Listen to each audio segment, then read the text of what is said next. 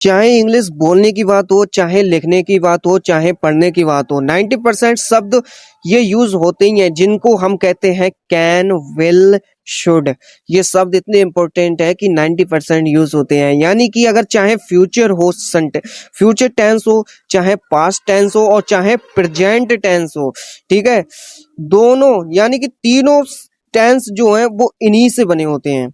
यानी कि was, were, have, can, good, did, ये शब्द आते ही आते हैं हर टेंस में। और इन टेंस की महत्वपूर्ण के देखते हुए मैंने ये वीडियो बनाई है, क्योंकि ये वीडियो इंपॉर्टेंट होने वाली है उन लोगों के लिए जिन्हें इंग्लिश समझ में नहीं आता है, जो ये नहीं जानते कि शुड का मतलब क्या होता है, जो ये नहीं जानते विल का मतलब क्या होता है, जो ये नहीं जानते कैन का मतलब क्या होता है। तो इम्पोर्टेंट होने वाली है, लास्ट तक बने रहे।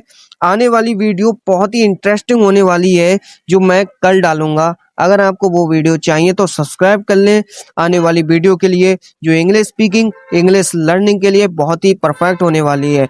देखो दोस्तों, इंग्लिश बोलने के लिए, ठीक है, इंग्लिश बोलने के लिए 90% सेंटेंस में कुछ शब्द छोटे छोटे होते हैं जो इज है, वाज है, हैव है, विल है, कुड है, शुड है, ये आते ही आते हैं। ठीक है, इनके बिना ना प्रेजेंट टेंस बनता है, ना पास्ट और ना ही फ्यूचर। तो उन्हीं टेंस से रिलेटेड ये वीडियो, उन्हीं वर्ड से रिलेटेड जो 90% यूज होते हैं, उसी से रिलेटेड ये वीडियो होने वाली है। तो स्टार्ट करते हैं नंबर 1 से, शब्द से।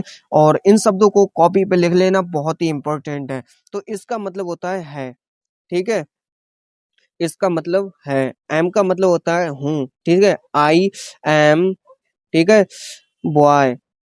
तो यहाँ पर एम जो है इसका मतलब होता है हूँ, ठीक है। आई का मतलब होता है मैं, बॉय का मतलब होता है लड़का, मैं लड़का।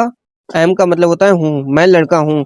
वास का मतलब होता है था या थी, मैं एक लड़का था, मैं एक लड़की थी, तो वहां पर वास का यूज होगा, ठीक है।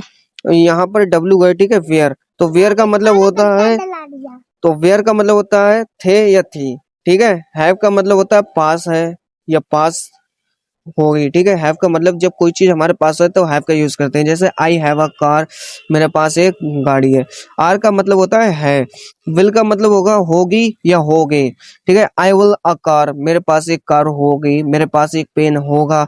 तो वहां पर जो है क्या है, विल का यूज करते हैं। हैज का मतलब होता है पास होता है या पास है, ठीक है।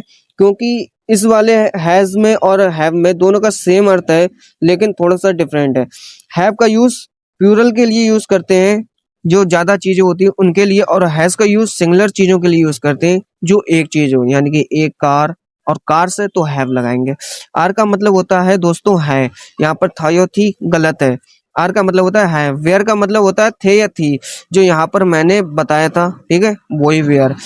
कैन का मतलब होता है दोस्तों सकता है, जैसे कि आई कैन डू इट, मैं ये कर सकता हूँ। आई कैन डू इट, मैं ये कर सकता हूँ। तो कैन का यूज वह कोई काम कर सकना है, ठीक है।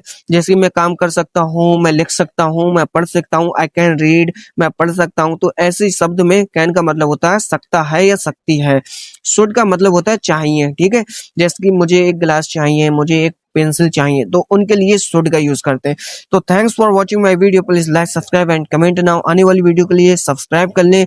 ये वीडियो इंपॉर्टेंट है उन लोगों के लिए जो इंग्लिश स्पीकिंग से रिलेटेड वीडियो देखना चाहते हैं, जो चाहते हैं कि मैं इंग्लिश स्पीकिंग सीखूं और एक प्रोफेशनल स्पीकर बनूं। उनके लिए आने वाली वीडियो बेस्ट होने वाली है।